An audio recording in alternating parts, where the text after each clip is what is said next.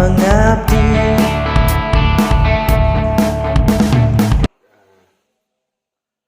Child protection ini berkaitan dengan bagaimana semua pihak bertanggung jawab untuk memfasilitasi pemenuhan hak-hak anak.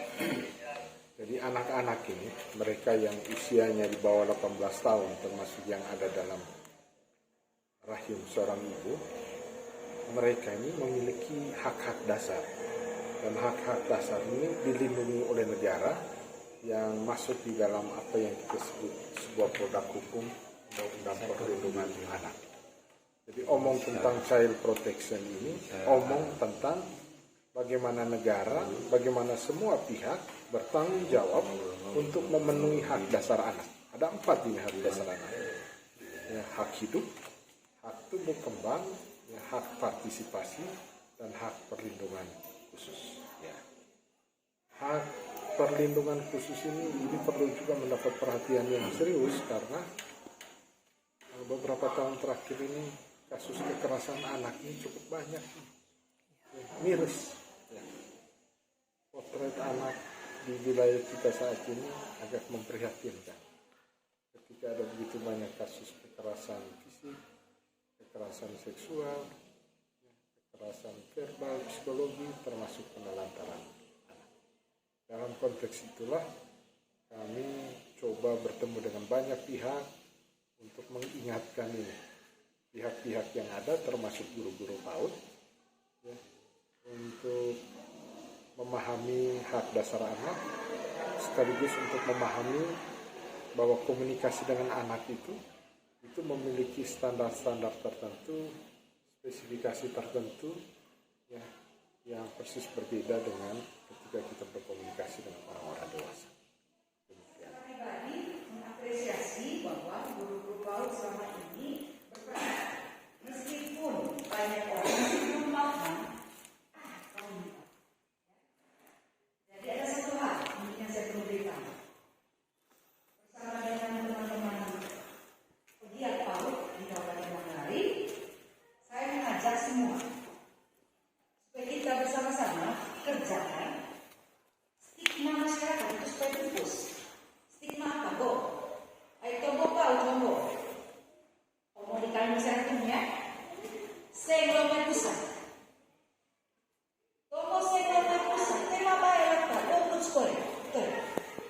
Tetapi yang orang tahu, atau bayar apa? MSC ngelompok pusat tapi sembuh. Sehingga di banyak tempat orang beranggapan PAUD itu adalah proyek. Apalagi beberapa tahun lalu saya tidak tahu persis ya, ada dana rintisan pembukaan PAUD sebesar 25 juta.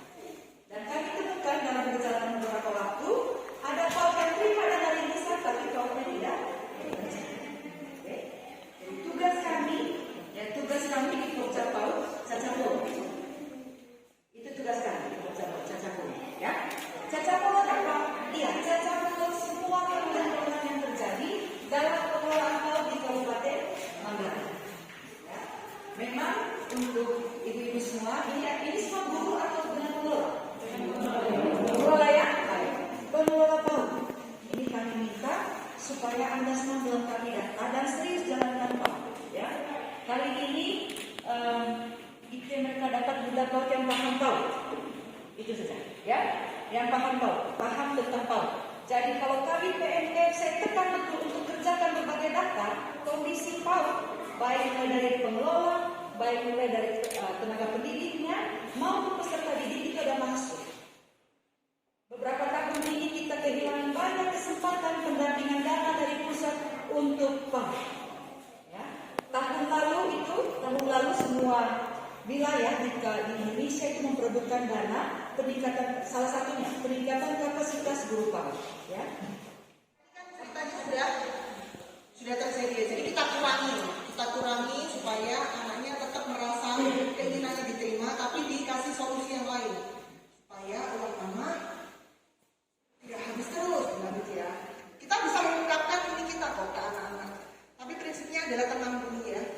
Ketika otak kita tenang, maka anak-anak bisa berpikir. Oke, sudah ya kira-kira Bapak Ibu tahu ya 12 tips ini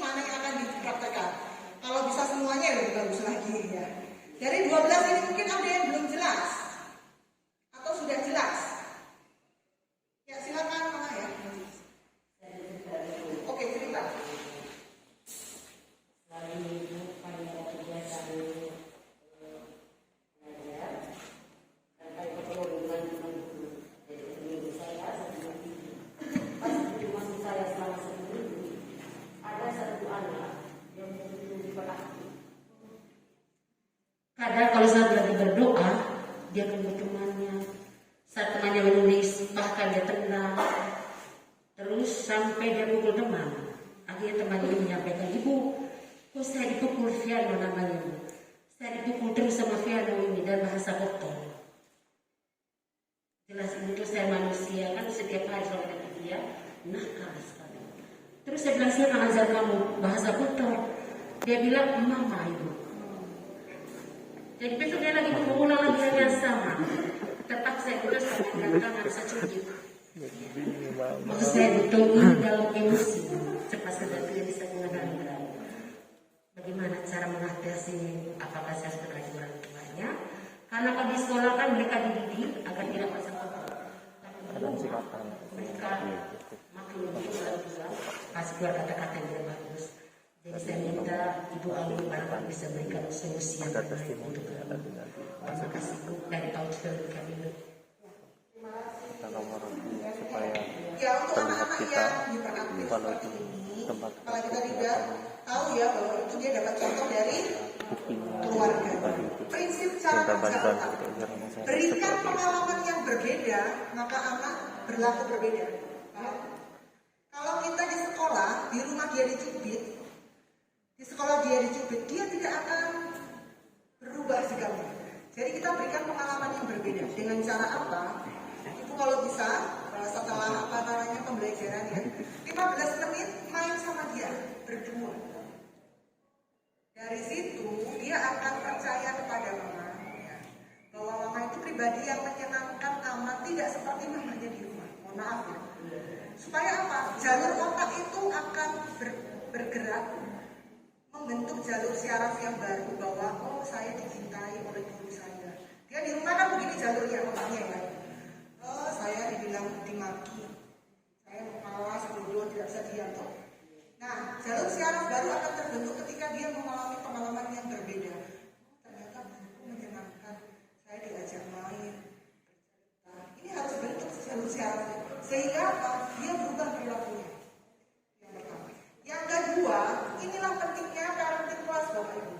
Pertemuan dengan orang tua. Ya. Di awal misalnya pembelajaran ya kan. Kita sharingkan perkembangan anak-anak kita. Jadi pertemuan dengan orang tua jangan langsung bahas SPP Bapak Ibu. Alergi kalau udah bicara uang itu orang tua saya tidak mau malas kan. Ya antar kasih uang saya tidak mau.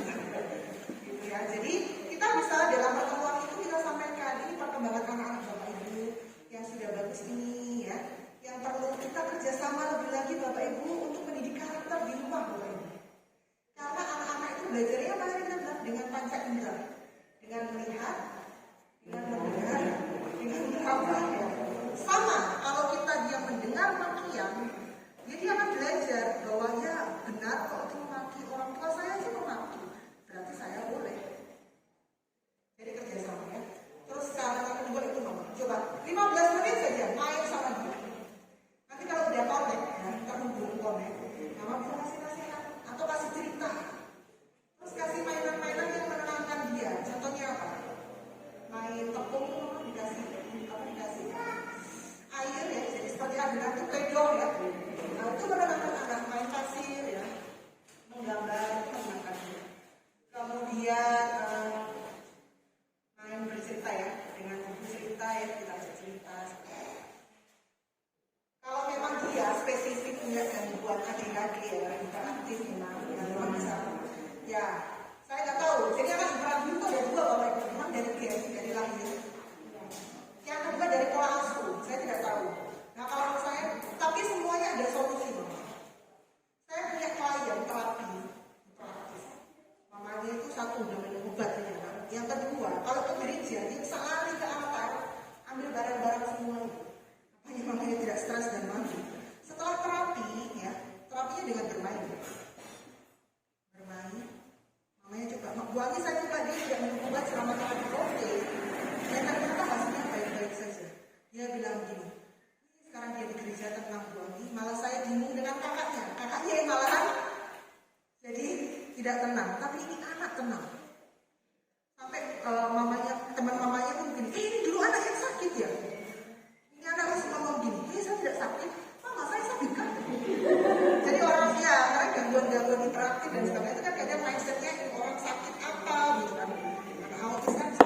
Jadi saran saya bermain.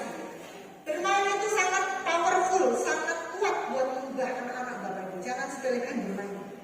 Ya, karena saya pakai metode bermain untuk terapi anak-anak. Ya. Terima kasih Mama. Silakan. Nomor 7, selalu mengerti gerakan tubuh hampir sejajar dengan anak. Kepala mengangguk, kontak mata. Ya. Tolong ajarkan saya. Oh, ajarkan. Oke, Mama. Mama boleh masuk di sini? Boleh di depan kita praktek langsung.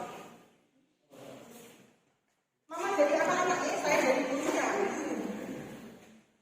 Tapi kalau anak-anak berarti kalau bisa Nomor 7. Gerakan tubuh hampir sejajar, kepala mengangguk, kotak mata, anak melihat anak saat anak berbicara. anak-anak itu kan pendek ya.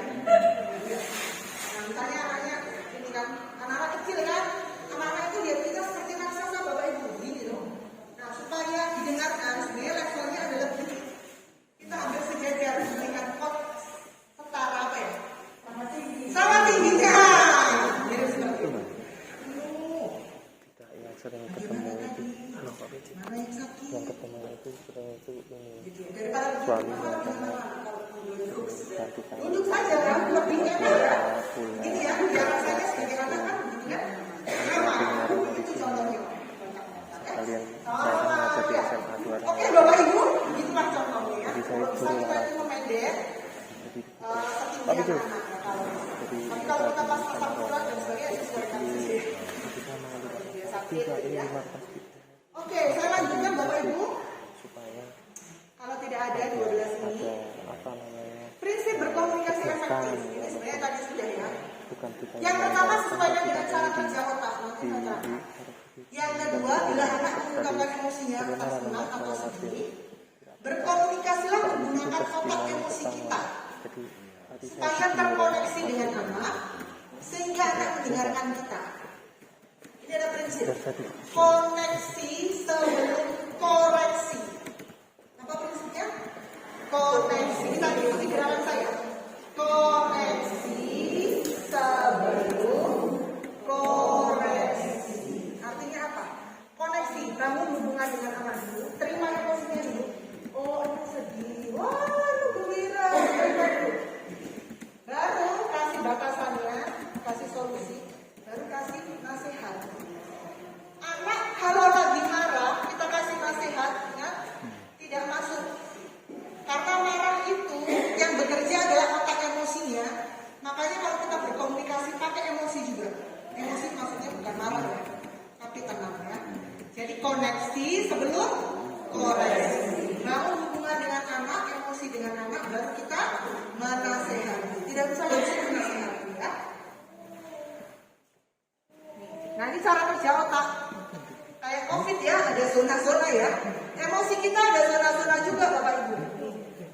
Ada zona merah, ada zona hijau. Zona merah ini kalau lagi marah, kesel, emosi, kita harus tenangkan dulu sehingga dia bergerak ke zona hijau. Kalau sudah bergerak ke zona hijau baru kita kasih nasihat, itulah otak berpikirnya baru bekerja. Seperti Bapak Ibu contohnya. Kalau lagi kesel, marah, sedih, bisa mikir tidak? Tidak bisa, makanya harus connect dulu secara emosi, tenang, baru dia bisa berpikir ya.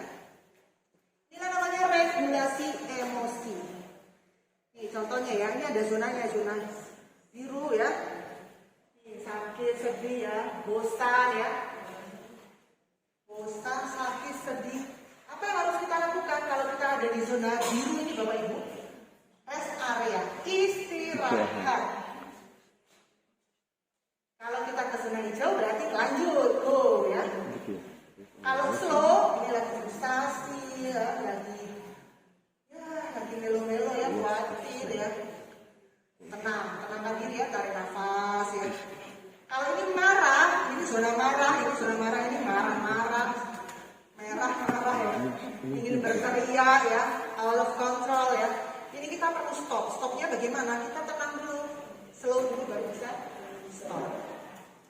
Nah ini cara kerja otak kita. Otak kita itu ada 3 bagian besar ya, 3 in 1 area. Yang biru ini namanya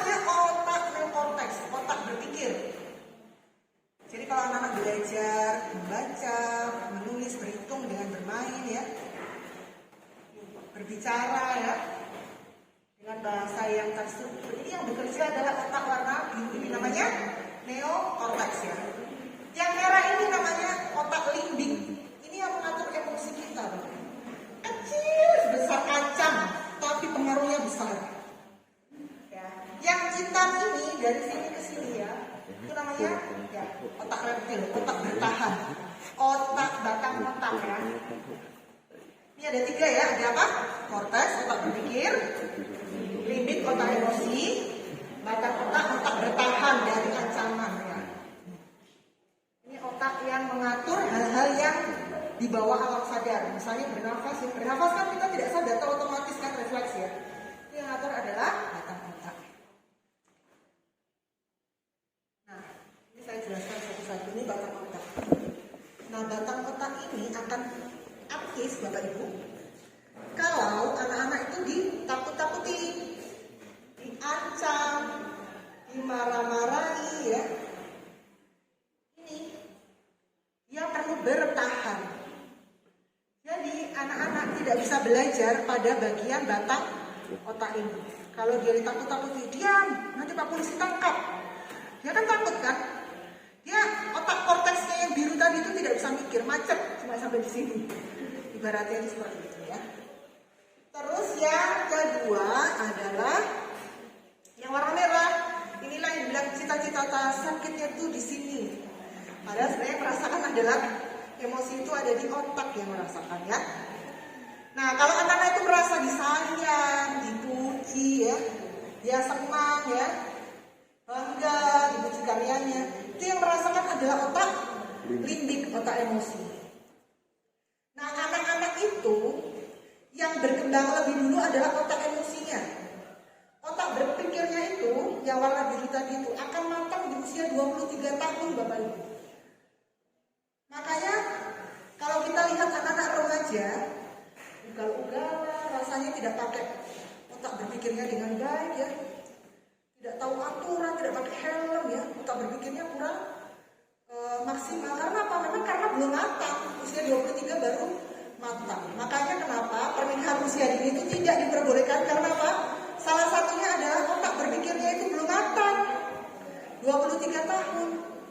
Kalau 18 tahun sudah menikah, yang terjadi adalah emosinya dan batang otaknya yang aktif bekerja.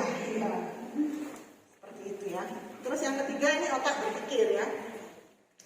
Nah, ini kreativitas, kita berbicara ya, berpikir secara lancar, itu yang bekerja ini. Nah, anak-anak itu, kita semuanya ya, tidak hanya anak-anak, akan bisa berpikir, otak berpikir kita itu jalan kalau emosinya yang warna merah tadi itu tenang, dan yang batang otaknya itu tidak merasa terancam, tidak aktif. Makanya kalau di pagi hari ketemu dengan anak-anak, wajahnya senyum supaya otak emosinya terbuka. Kalau dia aktif, berarti dia bisa berpikir dengan baik. Otak korteksnya bisa kerja dengan maksimal. Tapi kalau kita datang-datang pagi-pagi, anak-anak sudah bawa ember, ambil air, anak-anak ambil daun-daun di bawah pohon. Di rumah disuruh-suruh, sampai di sekolah disuruh-suruh. Tidak ada pengalaman yang berbeda ya. Jalur sekarang tapi itu tidak terbentuk. Yang baru gitu ya Bapak Ibu ya.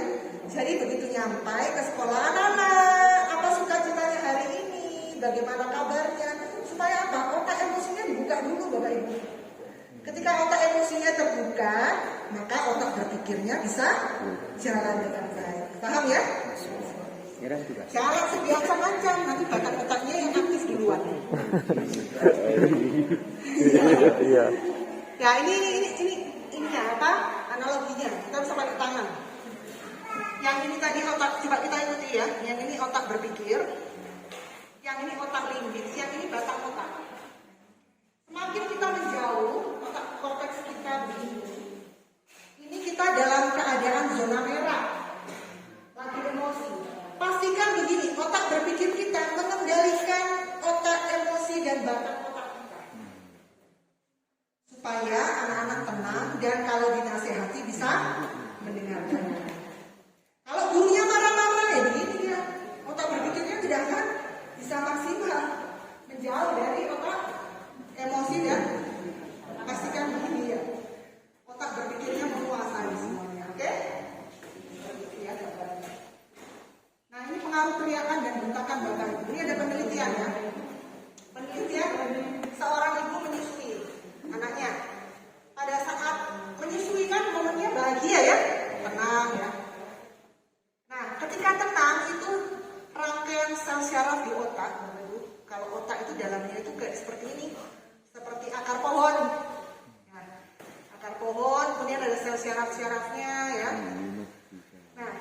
Ketika senang, maka akan terbentuk rangkaian sel syaraf yang indah.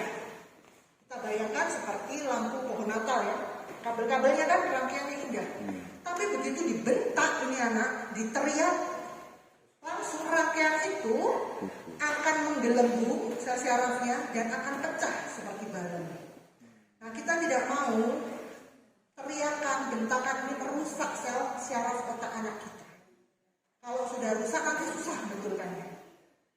Ya, saya bilang susah ya, bukan berarti tidak bisa. Susah, agak susah ya. Seperti itu. Ini penelitian. Kemudian ini juga kekerasan emosi itu mempengaruhi otak ya. Kalau yang sebelah sini ini anak-anak yang hidupnya di panti asuhan ya, di Romania ya. Yang di sebelah sini ini otaknya anak-anak yang merasa dicintai. Coba lihat daerah hitam. Yang lebih banyak yang mana? Anak-anak yang di panti asuhan ya, yang tertekan, yang hidupnya ya. Daerah hitamnya lebih banyak karena apa? Karena sel syarafnya itu banyak yang gersam, mati. Tapi kalau anak merasa dicintai, sel syarafnya saling bersambungan satu sama lain. Semakin banyak sambungan antar sel syaraf otak, itulah dikatakan anak-anak itu cerdas. Kalau ibaratnya akar pohon itu rimbun Bapak Ibu, tidak gersam, itu semakin cerdas. Jadi bukan anak yang kepalanya besar yang cerdas, tapi yang ada di dalamnya sini ya. Nanti kalau anak lahiran, anak kepalanya besar ya.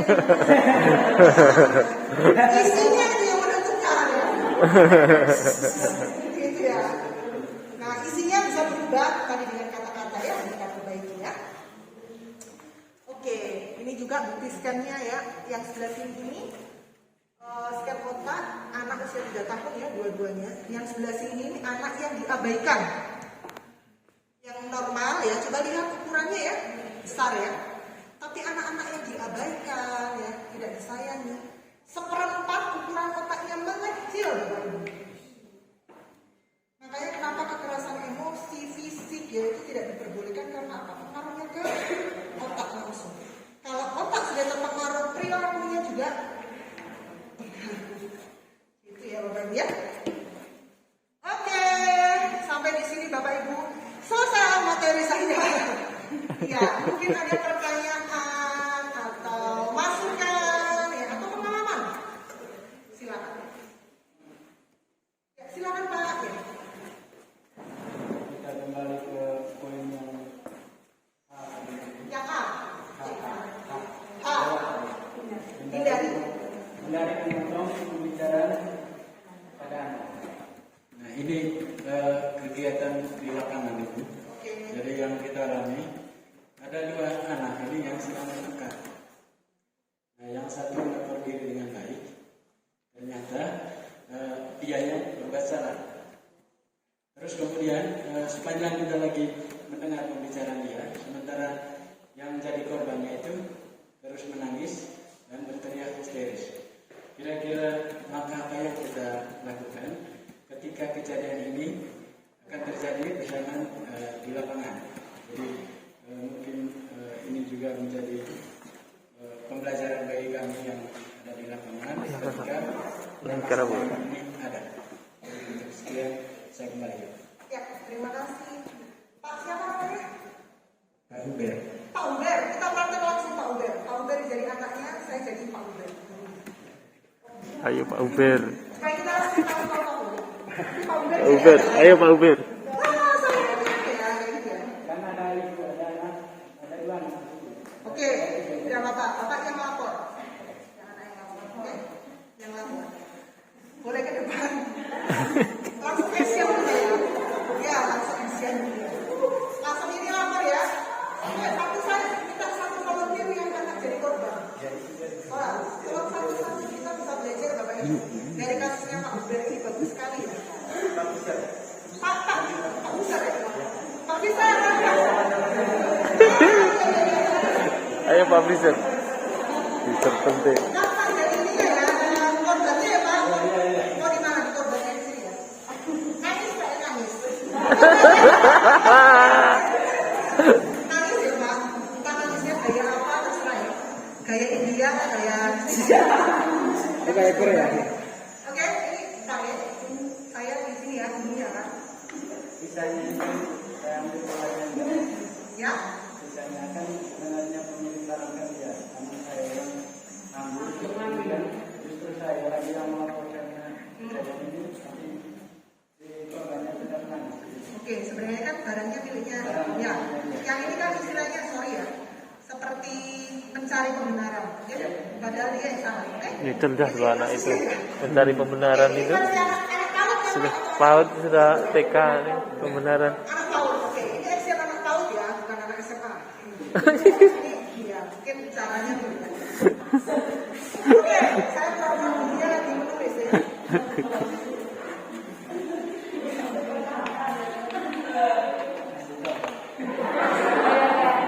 Oke, kalau eksil pelatihan apa ya? Ini yang dulu bertinggal, bukan saya. Ya, nanti sudah.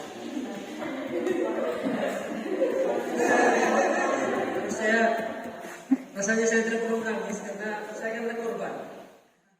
Ini masalah intinya ada di Pak Uber ini karena dia yang mengambil, dia juga yang melapor. Rasanya saya tidak perlu menangis.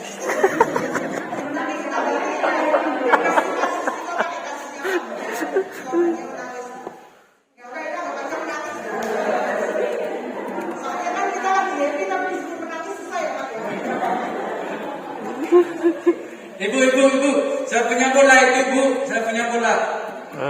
Terus dia main sama teman-teman saya. Gitu. Terus bola ini milik saya bu. Jadi saya mau main sendiri aja bu, bolanya. Jadi tadi Uber sedang main sama teman. Nah ini bola miliknya Uber ya. Ya. Yang paham bahwa Uber ingin main sendiri, begitu ya Uber ya. Ya. Boleh tahu di mana temannya? Di situ. Di sini. Melihat Uber, temanku juga dia sedang apa Uber? Dia lagi menangis bu. Sedih dia Uber, bisa sedih. Uber, kira-kira apa yang membuat Sister sedih? Kalau Uber tahu tadi dia menangis. Ibu dengar, Fisher bilang bolanya Fisher dia. Bola saya bu. Oh, Uber bilang itu bolanya. Uber. Ibu bingung. Ini bolanya siapa ya? Nah, ibu boleh cerita. Mau tanya, tadi bolanya yang bawa siapa? Oh, berarti yang bawa bisa ya Uber ya. Bisa tahu dia bawa dari rumah ya.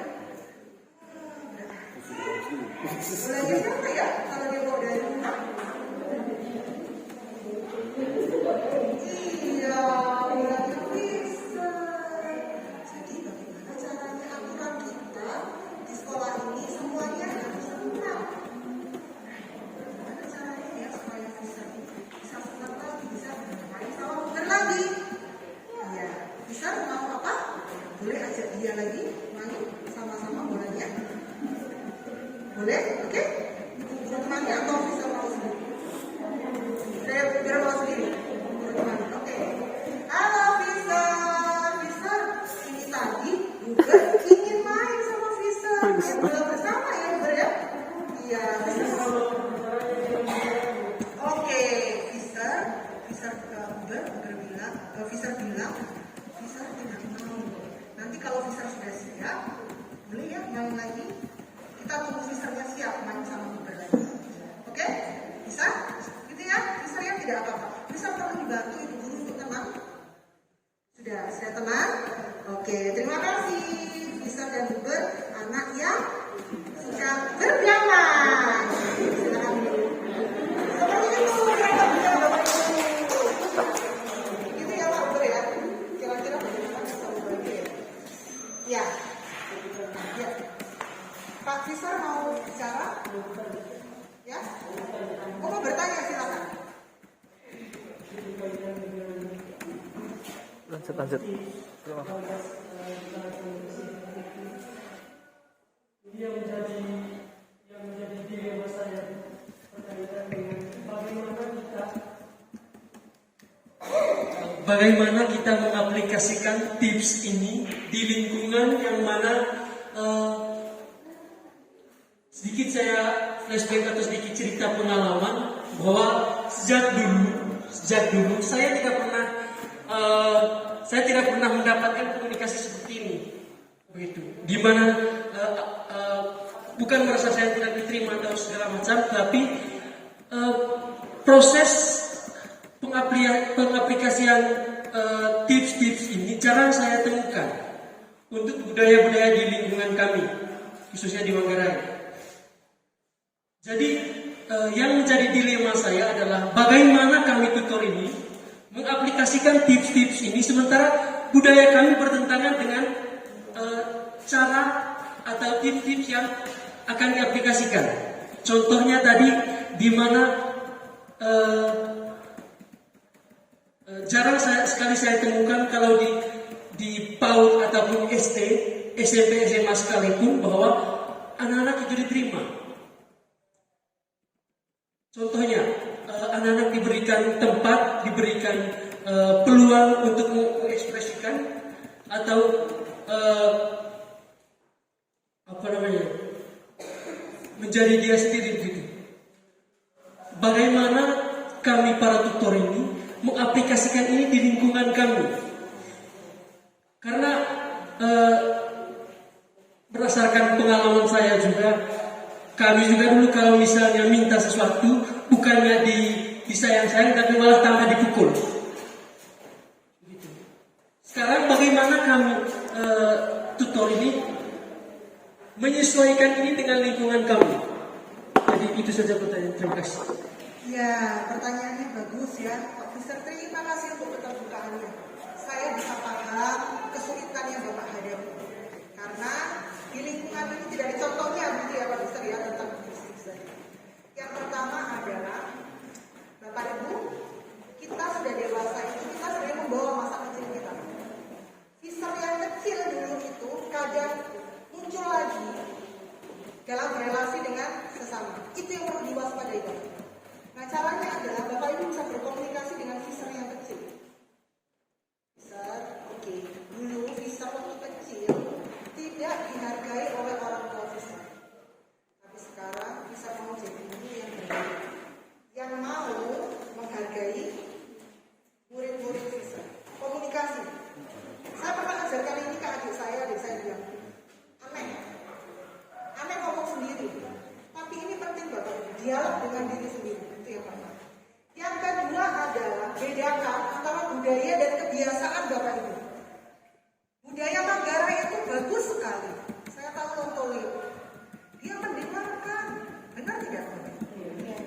Jadi yang mungkin disampaikan Pak Fisher itu bukan budaya, tapi kebiasaan.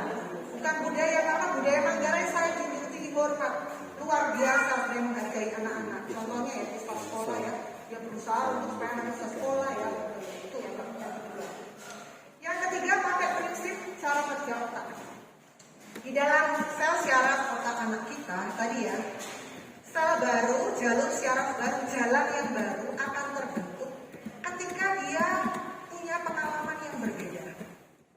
Nah yang pertama memang Pak Fishernya harus membantu diri dulu ya untuk sadar bahwa saya mau menjadi pribadi yang berbeda dari ini.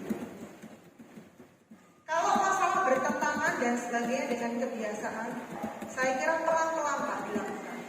Karena sebenarnya ini teori bukan hanya untuk anak Manggarai, tapi seluruh anak-anak di dunia. Dan saya pernah ajarkan ini di satu PAUD di Santo Claus. Gurunya aku sendiri. Dulu Bu Andi, saya tuh teriak sama anak-anak sampai kepala sekolah saya yang jaraknya jauh ruang kelas dengan kepala sekolah itu bisa dengar teriak. Karena apa ya, dulu dia dibegitukan ya gitu ya. Nah setelah saya belajar latihan kembali lagi ke latihan Pak Fisher, tidak perlu langsung 12, tidak perlu. Mana yang Pak Fisher lakukan mudah dulu, dengarkan anak saja dulu. Dengan mendengarkan kita cuma ngomong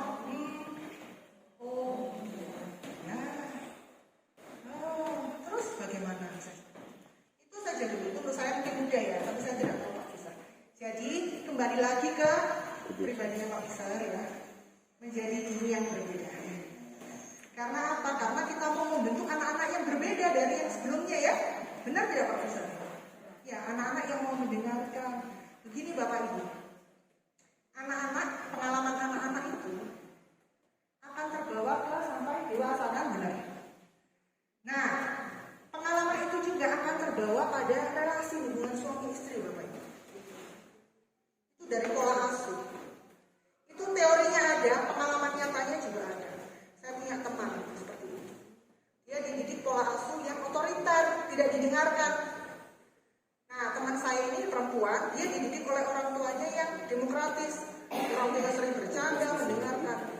Begitu habis nikah beberapa hari curhat sama saya. Waduh Kak Andi, saya kaget lihat suami saya. Kenapa? Dia kalau emosi, dia bentur-benturkan pakai alat ya. Dia bentur-benturkan ke kepalanya. Jadi pola asuh dibawa sampai ke hubungan relasi suami istri. Nah, tempatnya di sekolah adalah memperbaiki. Sedikit-sedikit aja Pak. Ya. Yang penting dilakukan. Oke, begitu Pak Fisher. Semoga menyemangati ya, membawa perubahan ya. Pak Fisher dan juga Bapak Ibu guru semua ya. Memang tidak mudah Bapak Ibu, tapi lakukan yang mudah dulu buat Bapak Ibu. Nanti tambah lagi ya. Jadi latihan ya 12 itu saya mempraktekkan minggu ini tips yang ke misalnya 2 dan 3 terus begitu ya. Nah, ajang PKG ini menjadi sarana latihan Bapak Ibu. Ya nanti Ibu Elis ya, ketua PKG bisa jadi ini materi latihan. Saya sudah praktekkan yang ketiga, responnya anaknya seperti ini ya, jadi bahan pembelajaran kan? Gitu ya Bapak Ibu ya. Oke Bapak Ibu, ada lagi dong, satu lagi Bapak Ibu ya, saya mohon maaf karena tidak bisa lama. Karena saya mesti ke TK di Cancar, ada parenting kelas orang tua juga ya. Oke.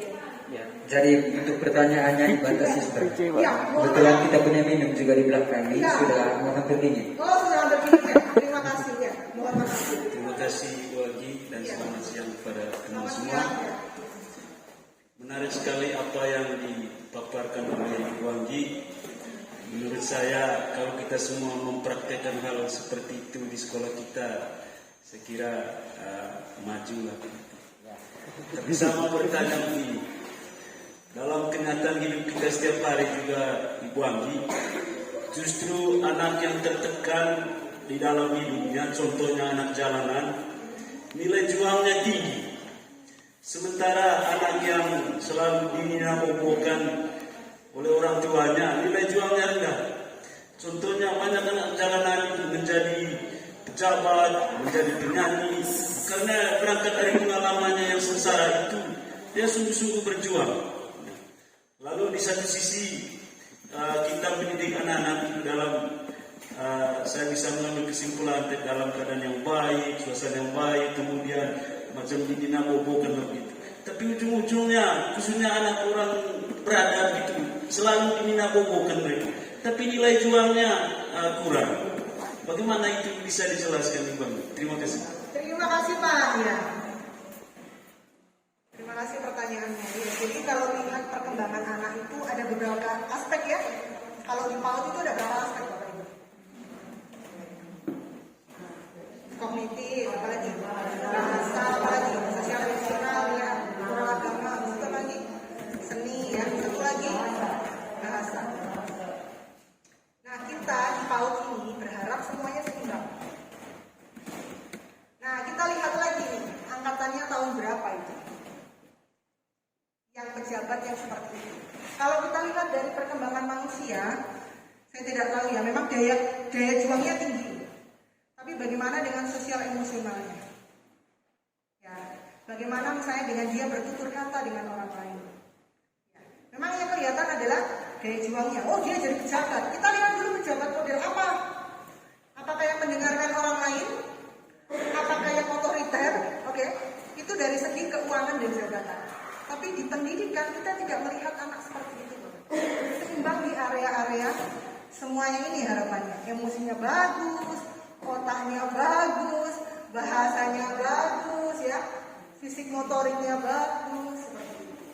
Dan anak-anak zaman sekarang ya memang seperti dininabobokan ya bapak-bapak yang seperti baik-baik saja. Maksud saya begini, antara tegas dan lembut itu harus seimbang Bapak Ibu. Saya kasih contoh memang kelihatannya lembut, cuma sebenarnya di dalamnya ada ketegasan. Ingat aturan kita boleh marah, tapi harus aman. Ngomongnya tegas kan, tapi tetap lembut. Ya. Jadi ketegasan dan kelembutan itu harus beriringan Pak. Ya, karena kembali lagi ke cara kerja otak. Kalau anak-anak yang seperti itu nanti batang otaknya itu yang seringkali absen. Anak-anak yang suka bertarung, kabur ya dari kenyataan ya, karena itu tadi keras tadi ya. Itu sih Pak. Jadi dicek lagi dari sebenarnya seperti apa. Itu Pak. Bagaimana? Ya, terima kasih banyak. Oke, Bapak Ibu yang sangat antusias, terima kasih untuk 1,5 jam ini. Saya mohon maaf tidak bisa lama lagi karena ada materi yang lain dan saatnya minum. Semoga materi saya hari ini bisa membantu ya, memberikan perubahan dari hal kecil, cara berkomunikasi dengan anak-anak. Karena apa tadi? Tahukah Anda yang lebih menyakitkan? Apa itu? Perkataan. Oke? Terima kasih, tepuk tangan buat kita semuanya. Selamat menerapkan apa yang dipelajari hari ini di sekolah masing-masing ya. Tuhan memberkati kita semuanya. Amin. Baik, terima kasih kepada Ibu Ali. Dari Bapak Mama sekalian, setelah ini kita akan mendengar materi dari Ibu Menti berkaitan dengan pengasuhan dengan cinta. Tetapi sebelum itu kita break sejenak dulu. Waktu snack hanya 30 menit.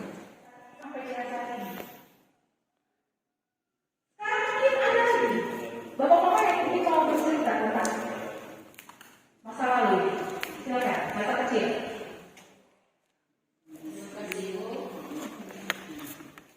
Dulu waktu kecil, memang hal-hal yang kita dapatkan waktu kecil baik yang menyenangkan atau tidak kita tersimpan baik benar. Jadi itu satu yang mama mungkin pengaruh dari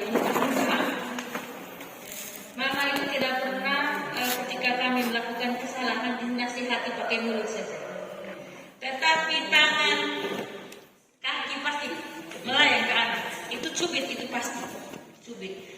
Jadi menurut saya sejak mulai dari kecil kata-kata itu tidak indah lagi ketika dia mendapat nasihat lewat kata-kata. Tetapi kalau mama sudah cubit itu sudah hal biasa. Jadi dari situ saya tidak punya sisi ketakutan lagi sama mama. Apa sih paling cubit begitu. Saya tidak pernah takut dengan mama.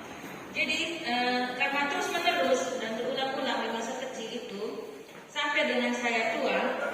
Jadi menurut saya kalau ada masalah itu penyelesaiannya dicubit. Jadi sudah tersimpan baik di kepala saya. Jika anak saya melakukan kesalahan pasti saya cubit. Kata-kata tidak yang manis pasti saya cubit. Dan ketika posisi saya menjadi seorang ibu dan melakukan hal itu ke anak saya, mama saya menasehatinya lagi. Kenapa kamu kasar? Saya dengan polos menjawab karena mama dulu begitu dengan saya. Karena mama juga dulu begitu dengan saya. Tetapi bersyukur bahwa ketika saya dibekali dengan ilmu anak usia ini, saya bisa memposisikan diri saya sebagai seorang guru dan juga sebagai seorang ibu. Jadi hal-hal yang seperti itu sejak mungkin saya tidak lakukan di dalam ruangan kelas saya. Tetapi di sisi lain sebagai seorang ibu, hal-hal itu masih saya lakukan sampai sekarang ini. Jadi benar apa yang saya dapatkan di masa kecil saya itu akan mempengaruhi karakter saya dan juga mempengaruhi tindak laku saya saat ini. Terlalu mepet. Baik, terima kasih. Kita bisa berikan tepuk mantul kepada Ibu Elis. Jadi begini tepukannya. Mantap, mantap, betul, mantul. Gitu ya. Kita coba. 1, 2, 3, tepuk mantul. Mantap, mantap, betul, mantul. Oke, baik. Terima kasih kepada Ibu Elis. Jadi latar belakang ketika punya masalah, solusinya satu, kena cubitan. Dan itu mempengaruhi karakter dari Ibu Elis sampai dengan saat ini. Walaupun notabene di kelas Ibu Elis ini sangat manis, tetapi ternyata punya karakter lain di luar. Jadi di rumah pasti ada karakter lain. Satu lagi, saya butuh. Oke, silakan Ibu. Terima kasih atas waktu yang diberikan. Saya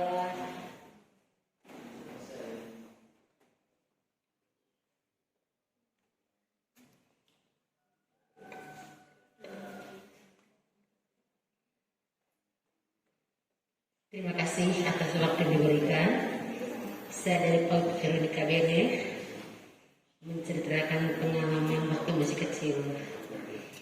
Jelas berbeda dengan Ibu Elis, dengan Ibu Lucia, karena mereka kan hidup di kota, Ibu. Sementara saya di desa. Jadi kehidupannya setiap hari pasti selalu berhadapan dengan ubi setiap pagi, Bu. Bahkan tak produk gara-gara ubi. Jadi untuk minta uang juga karena uang terbatas waktu zaman itu. Iya. Habis kalau biasa kan main karet gitu, biasa main karet sekitar kelas 5-6 waktu itu. Karena saya paling cerewet gitu. Bahkan selalu berteman dengan laki-laki. Bahkan bisa lama laki-laki kalau berkelahi. Akhirnya menangis pulang ke rumah mengadu dengan orang tua. Maklum ibu orang tua akan petani, tidak terlalu pusing dalam perhitungan. Mereka sibuk dengan bekerja.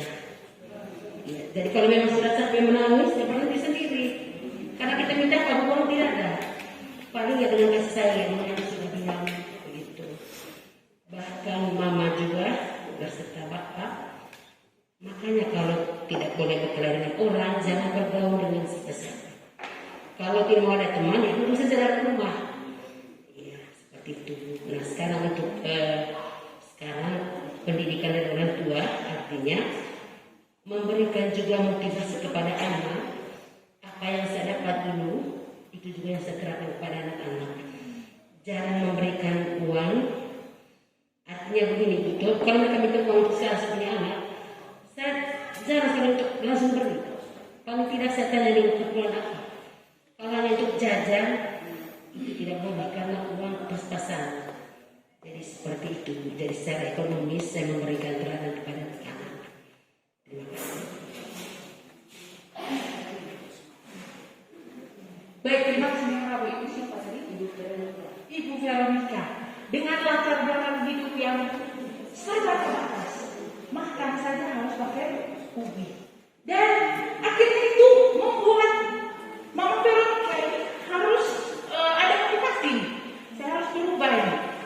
Keluar dari situasi itu dan kemudian diterapkan juga ke anak-anak. Kalau kita uang tanya dulu, untuk apa? Nah, kita coba lihat ya, Bapak Mama sekalian. Kenangan-kenangan kita pada saat kita kecil itu ternyata mempengaruhi, sangat berpengaruh terhadap pola asuh kita terhadap anak-anak kita. Baik itu terhadap anak-anak kita di rumah maupun terhadap anak-anak kita di sekolah. Kembali lagi, latar belakang kita itu seperti apa? Kita coba lihat. Kenangan-kenangan kita terhadap masa lampau kita menentukan corak ke orang tua kita. Jadi kita mau jadi seperti apa? Apakah kita dikenal sebagai seseorang yang sangat keras, sangat lembut, sangat baik? Itu tergantung dari masa lalu kita.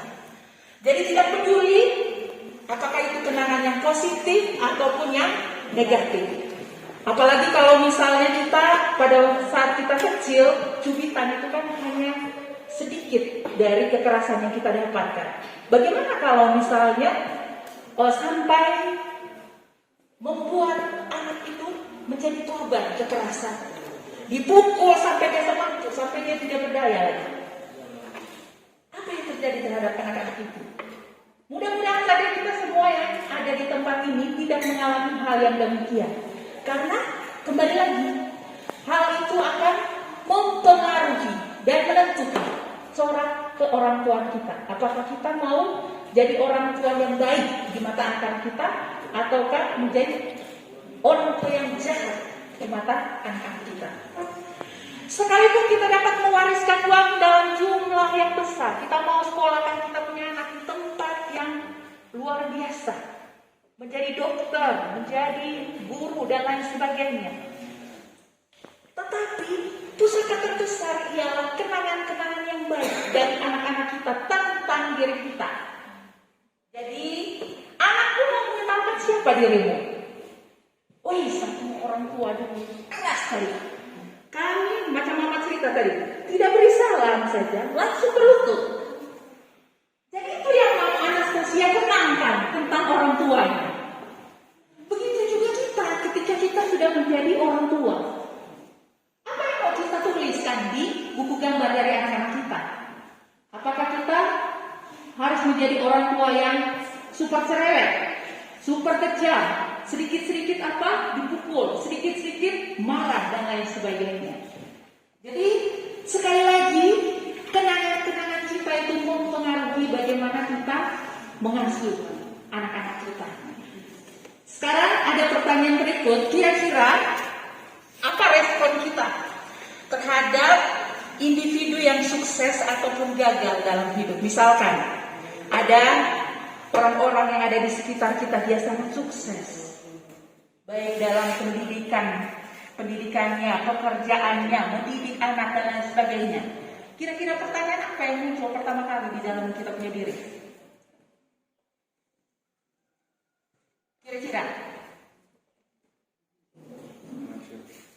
Silakan. Bagaimana caranya, terus kemudian pola yang dia pakai, terus yang ketiga itu ketergantungan dengan ekonomi olahan. Karena ya itu tadi. Yang pertama, kalau kita lihat dari gambar itu, jadi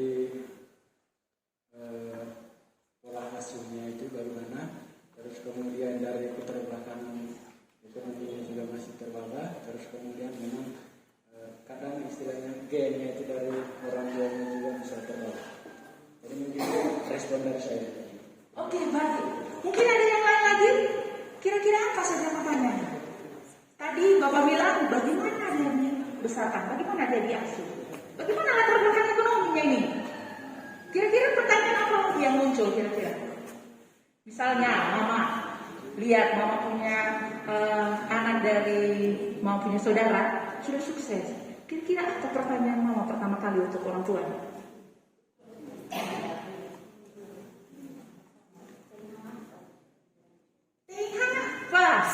Oke, tidak apa-apa. Jadi karena nutrisi juga sangat iya, oke. Makanan apa yang membuat mereka bisa pintar? Ada lagi? Contohnya, oke, baik. Kira-kira anak siapa dia? Kalau kita belum kenal orang tua, latar belakang kita lihat. Iya, anak ini begini. Kenapa dia sampai hebat seperti ini? Tampil di depan, dia nyanyi, kemudian berpidato, baca puisi, dia percaya diri sekali. Wih, anaknya siapa ini? Pasti kita akan telusuri. Dia punya latar belakang keluarga itu seperti apa. Kemudian betul sekali, bagaimana dia dibesarkan? Dengan apa kira-kira di rumah ini? Saudara beda kan anak-anak gua anak lihat. Jadi tentu ada pertanyaan-pertanyaan seperti itu muncul di dalam benak dan pikiran kita.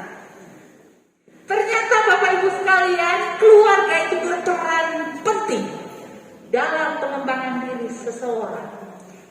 Keluarga menjadi tempat pertama dan utama untuk mendapatkan pengasuhan. Sekolah itu hanya sesaat, apalagi kalau PAUD hanya 2 jam. Hanya 2 jam saja. Selebihnya mereka itu dibesarkan di keluarga. Ada 22 jam di keluarga. Jadi ternyata memang keluarga itu berperan penting untuk pengembangan diri seorang anak. Kadang kita orang tua itu selalu melimpahkan kita punya tugas dan tanggung jawab kepada guru. Pak guru, ibu guru, coba aktor gitu, mau anak-anakku.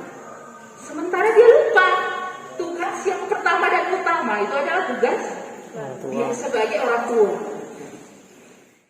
Pengasuhan dan komunikasi menjadi unsur penting dalam pengembangan diri seseorang. Tadi Ibu Andi sudah menjelaskan banyak hal tentang komunikasi efektif. Dan idealnya, tanda kutip idealnya memang seperti itu. Tetapi kembali lagi, memang tantangannya luar biasa. Kita terbentur dengan banyak hal. Kita mau buat seperti ini, belum tentu orang di sebelah terima. Kita mau buat seperti ini, belum tentu dia setuju. Saya mau ngomong begini, tak boleh kan gitu. Begini cara yang baik, banyak hal. Apalagi kita kebiasaan orang Manggarai dengan temperamen yang mungkin disesuaikan dengan kondisi kita. Saya tidak mengatakan bahwa apa yang disampaikan oleh Ibu Anggi tadi salah, tidak. Tetapi ideal sekali. Kalau saja kita melakukan semua itu kepada anak-anak didik kita, kepada anak-anak kita, maka republik ini akan menjadi damai. Kocok. Tidak ada kekacauan, tidak ada pencurian di mana-mana, tidak ada pembunuhan di mana-mana, tidak ada kekacauan yang luar biasa. Semuanya baik-baik saja, tidak ada korupsi juga. Semuanya baik-baik saja. Akan tetapi sekali lagi memang peran dari keluarga itu sangat dibutuhkan. Kenapa hari ini kita belajar tentang pengasuhan positif, baik untuk guru maupun karena kita juga kan bagian dari keluarga.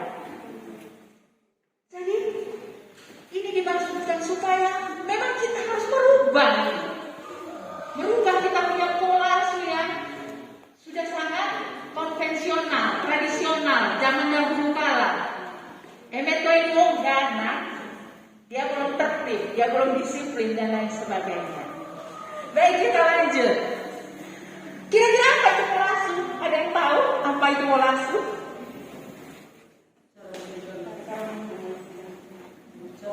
Cara mendidik anak. Tadi mau? Sama. Oke. Berikan kasih sayang terhadap anak. Kasih sayang terhadap anak. Cara merawat anak. Jadi pola asuh diartikan berbagai macam oleh kita sebagai orang tua dan guru. Kita coba lihat.